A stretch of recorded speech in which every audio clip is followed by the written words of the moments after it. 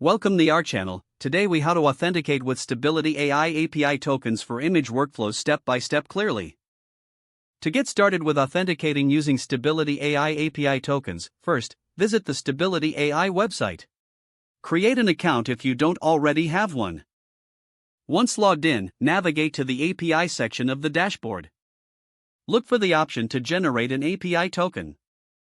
Click the button to create a new token.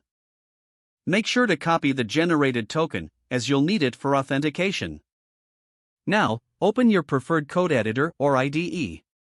Create a new file for your image workflow project. Install any necessary libraries for making API requests, such as requests in Python.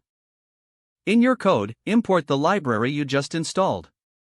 Next, initialize a variable to store your API token. Paste the token you copied from the Stability AI dashboard into this variable. Prepare the endpoint URL for the Stability AI image workflow API you wish to use. In your code, set up a function to handle the API request.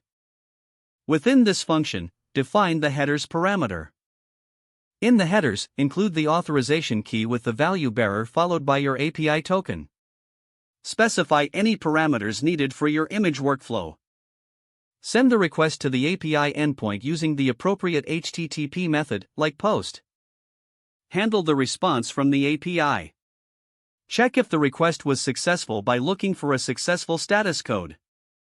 If successful, parse the response data as needed for your project. If unsuccessful, print out the error message for debugging.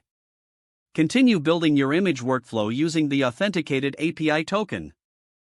Make sure to frequently test your implementation as you add features.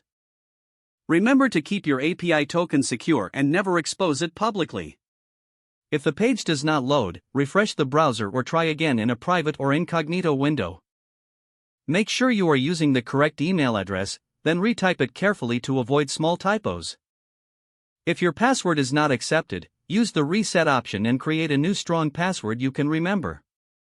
Don't forget to like this video and subscribe to our channel for more step-by-step tech guides.